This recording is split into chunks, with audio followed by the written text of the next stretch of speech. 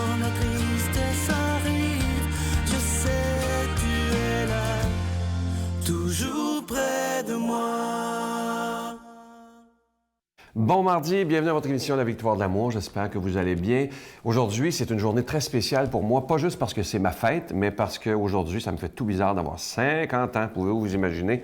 Et je veux prendre le temps de vous remercier de tout mon cœur. J'ai reçu tellement de cartes, de messages de toutes sortes. Je vous ai tous lus, mais malheureusement, je ne peux pas répondre à tout le monde parce que j'en aurais pour des mois. Alors, merci de tout mon cœur. J'ai tout lu, vos cartes, vos messages sur Internet, vos messages sur Facebook. Merci de tout mon cœur pour me donner autant d'amour. Ça me touche énormément. On rejoint quelqu'un qu'on aime beaucoup, que j'apprécie énormément dans l'équipe, Brigitte Bédard.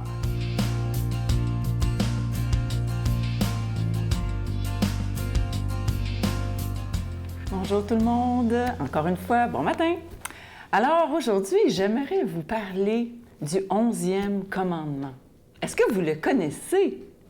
Bon, c'est pas moi qui ai inventé ça, là. J'ai pris ça dans un film qui s'appelle Bruce Almighty, Bruce le Tout-Puissant en français, avec Jim Carrey. Alors, si vous n'avez pas vu ce film-là, qui date quand même, là, il faut voir ça. C'est un film d'évangélisation incroyable, je vous le dis. Là. Nous autres, c'est un classique, on le regarde au moins 2 fois par année, tu sais, puis on se bidonne. Bon, il y a une petite passe peut-être un peu vulgaire, mais c'est rigolo, là, faut pas jouer de la pudibonderie, là. Bon, alors, dans ce film-là, il parle du 11e commandement. Et quand que nous, on écoutait ça, écoute, ça fait des années qu'on écoutait ça, les enfants étaient tous très petits, puis on n'avait même pas les 2 derniers, on avait juste les 4 ados aujourd'hui, mais qui étaient petits, qui avaient comme 2, 4, 5 puis 6 ans, tu sais. Puis mon mari puis moi, on écoute ce film-là, puis on voit le 11e commandement. Puis le 11e commandement, c'est, bon, vous connaissez les 10 premiers, en tout cas j'espère, mais je ne suis pas capable de les dire par cœur, moi non plus. Mais le 11e, c'est 5 minutes par jour, tu danseras. Alors, comme mon mari, c'est pas vraiment un danseur, mais il l'a pas pantoute, là, mais moi, j'aime danser, j'ai pris des cours de danse, puis je peux tout danser, j'adore danser. Puis, on mettait la musique, on s'est dit, comment on va faire ça dans notre famille? Bien, on met la musique, puis on met une toune au coton, là, puis avec les enfants, on danse. Bien, c'était juste ça. 5 minutes par jour, on dansait. Alors, on a fait ça pendant des années, tu sais. Puis là, en vieillissant, bien là, les ados sont plus comme moi. Fait que, bon, ça a comme tombé tout seul, tu sais. Puis là, dernièrement, j'ai été comme forcée de faire le 11e commandement. J'ai été dans une fin de semaine de retraite. Et puis, dans la fin de semaine, qui était une fin de semaine familiale, et puis dans la journée, à un moment donné, le dimanche matin, la consigne, c'est que tout le monde, 8h30, dehors, on joue dehors. Ah, ma mort! Moi, j'haïs ça, jouer. J'aime travailler, moi. J'aime ça travailler, tu sais, j'aime ça parler avec le monde. Jouer, non. Il fallait que j'y aille, je me suis forcée, à habit de neige. Fait qu'on s'en va, tout le monde dehors, puis on est plusieurs familles, là.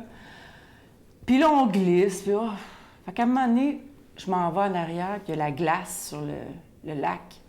Puis c'était une game de hockey, les gars contre les filles. Je me mets à jouer au hockey. Mais j'ai joué au hockey comme une malade. J'ai eu mal partout pendant 3 jours. Mais il ne faut pas juste chanter, danser, il faut jouer avec nos enfants. Notre Père qui es aux cieux, que ton nom soit sanctifié, que ton règne vienne, que ta volonté soit faite sur la terre comme au ciel. Donne-nous aujourd'hui notre pain de ce jour. Pardonne-nous nos offenses comme nous pardonnons à ceux qui nous ont offensés. Ne nous laisse pas entrer en tentation, mais délivre-nous du mal, car c'est à toi qu'appartient le règne, la puissance et la gloire pour les siècles des siècles. Amen. Voyez le film Le jeune Messie, captivant, inspirant et profondément émouvant. Il a dit que de mes entrailles naîtrait un fils nommé Jésus. Un film remarquable. Pourquoi Dieu m'a-t-il choisi? Peut-être ne suis-je pas assez forte. Une histoire familiale irrésistible. Ce n'est qu'un enfant. Ce n'est pas qu'un enfant. Le jeune Messie, au cinéma dès le 11 mars. Je suis tellement content de vous parler de ce beau cadeau du mois, une belle exclusivité de la Victoire de l'amour. C'est fabriqué au Québec. C'est un beau médaillon qu'on peut porter, qu'on peut mettre dans nos poches, les dames peut-être dans leur sac à main ou dans leur portefeuille, peu importe. C'est le beau visage de Jésus. Avec à l'endos, c'est inscrit « Je suis avec toi ». Et je t'aime. Évidemment que cette pièce de collection, parce que maintenant, ça va devenir une collection, elle est déjà bénie. Ça vient dans un beau petit sac en velours, comme vous le voyez à l'écran. C'est quelque chose de très, très beau et ça se donne bien en cadeau. C'est une façon aussi de se sentir protégé par le Seigneur qui est toujours avec nous symboliquement sur cette pièce, bien entendu. Alors, vous la voyez à l'écran, c'est avec un don de 25 $ et si vous en voulez deux, avec un don de 40 $. Et je vous le dis, même les jeunes vont aimer ça, l'avoir sur eux en disant « Je me sens protégé par Jésus lui-même ». Alors, je vous rappelle que c'est inscrit à l'arrière « Je suis avec toi et je t'aime ». Je vous donne l'adresse, la Victoire de l'amour, casier postal 120, succursale Boucherville à Boucherville, le J4B 5E6, je vous la redonne. La Victoire de l'amour, casier postal 120, succursale Boucherville à Boucherville, le J4B 5E6, également par téléphone, par carte de crédit du lundi au vendredi de 8h30 à 16h30 dans le 514-523-4433, 523-4433 ou sans frais le 1-888-811-9291, 1-888-811-9291 et aussi sur notre site Internet, le www.lavictoiredelamour.org. Je vous rappelle également que vous recevrez un reçu pour fin d'impôt. Vous voyez cette belle pièce de collection à l'écran présentement. Ça a été fait exprès pour la Victoire de l'amour, donc vous n'en trouverez pas ailleurs. Alors, et je vous rappelle qu'à l'arrière, c'est écrit « Je suis avec toi et je t'aime ». Merci de votre grande générosité.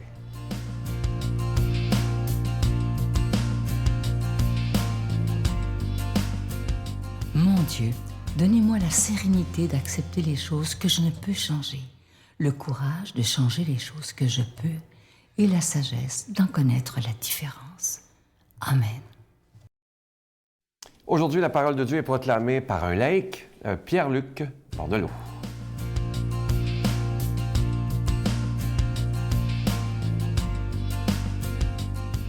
Ce matin, nous avons un évangile hyper éclairant.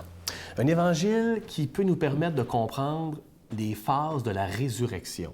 Je vous dis ça pour, quand je vais faire la lecture de cet évangile, il y a certains passages que je vais extirper de la lecture pour voir à quel point on nous propose 5 phases de la résurrection qu'on peut nous-mêmes vivre, je pense. Alors, c'est l'Évangile selon Saint Jean. Ça va comme suit. Marie-Madeleine restait là dehors, à pleurer devant le tombeau. Elle se penche vers l'intérieur, tout en larmes, et, à l'endroit où le corps de Jésus avait été déposé, elle aperçoit 2 anges vêtus de blanc, assis, l'un à la tête et l'autre aux pieds. Et lui demande, « Femme, pourquoi pleures-tu? » Elle leur répond, « On a enlevé le Seigneur mon maître, et je ne sais pas où on l'a mis. » Tout en disant cela, elle se retourne et aperçoit Jésus qui était là. Mais elle ne savait pas que c'était Jésus. Il lui demande, « Femme, pourquoi pleures-tu? Qui cherches-tu? » Le prenant pour le gardien, elle lui répond, « Si c'est toi qui l'as emporté, dis-moi où tu l'as mis, et moi j'irai le reprendre. » Jésus dit alors, « Marie. » Elle se retourne vers lui et dit, « Rabbouni », ce qui veut dire « maître » dans la langue des Juifs. Jésus reprend, « Cesse de me tenir, je ne suis pas encore monté vers le Père.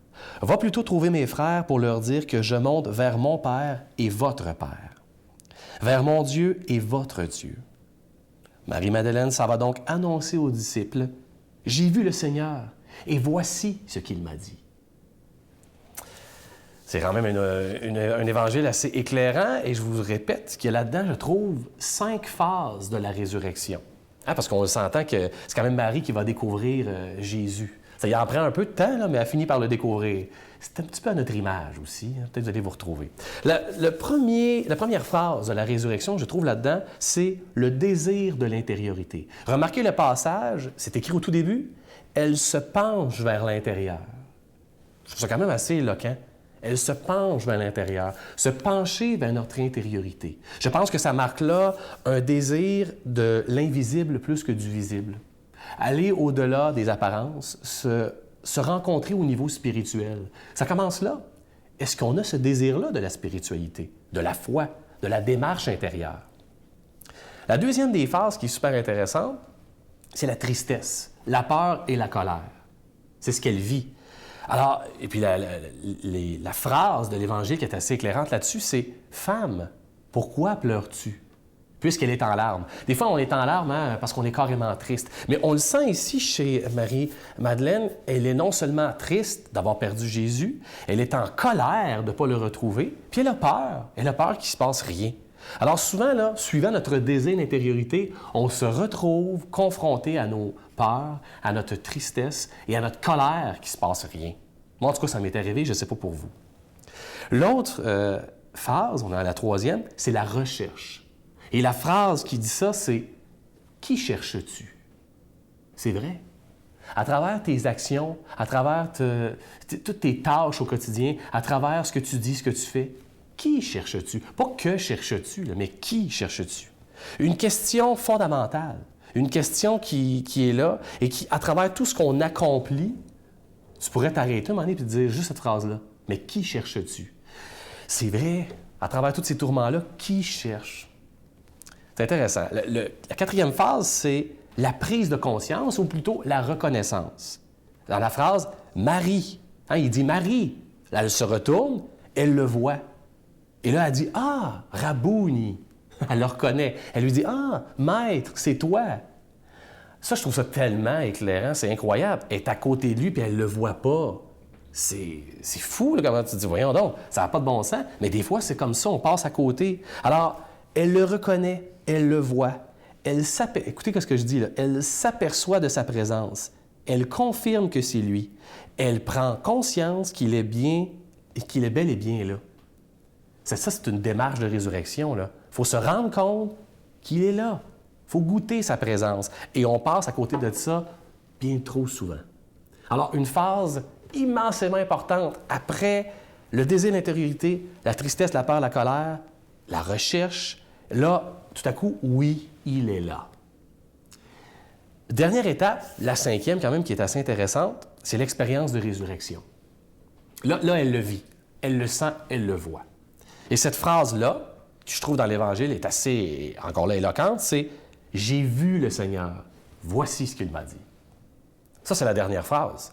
Là, c'est la phrase où tu racontes. Écoutez ce que je vais dire, vous allez voir, vous allez vous reconnaître dans votre témoignage de foi. Elle raconte ce qu'elle a vu. Elle rayonne de sa présence, elle témoigne des bienfaits de son expérience, elle annonce sa bonne nouvelle. Écoutez, il y a là-dedans, je trouve que 5 phases de la résurrection, 5 clés pour mieux comprendre comment on peut rayonner de notre foi. Ça commence par un désir d'intériorité et ça finit par l'expérience qu'on peut avoir ressentie de résurrection. Je suis sûr que je m'adresse à plusieurs des personnes ici qui d'abord comprennent ça, ont vécu ça. Et je m'adresse aussi à plusieurs personnes qui écoutent et qui n'ont pas nécessairement compris. À tous, je vous dis, prions ensemble pour que Dieu nous dispose à vivre les phases de sa résurrection. Au nom du Père, du Fils et du Saint-Esprit. Je vous salue Marie, pleine de grâce. Le Seigneur est avec vous. Vous êtes bénie entre toutes les femmes, et Jésus, le fruit de vos entrailles, est béni. Sainte Marie, Mère de Dieu, priez pour nous pauvres pécheurs, maintenant et à l'heure de notre mort. Amen. Avec vous aujourd'hui, je vais prendre le temps de remercier le Seigneur pour ces 50 dernières années. Je suis un homme heureux. Merci aussi à mes parents, Jean et Louise, qui m'ont donné la vie il y a 50 ans, et parce que j'ai de très, très bons parents. Et merci à vous d'être là, parce que vous êtes aussi ma famille, et je suis toujours heureux de vous croiser dans la rue et de vous lire surtout. Alors, je vous souhaite une belle journée. Merci d'être là dans ma vie. À demain. Bye. Quand j'ai compris que Joleil avait été agressé sexuellement et assassiné, là, genre noyé, j'ai dit à la personne qui a fait ça, elle n'est pas normale. Donc, si elle n'est pas normale, c'est comme une personne malade, je ne peux pas lui taper sur la tête. Et comme les médecins, on doit soigner les gens tout être humain.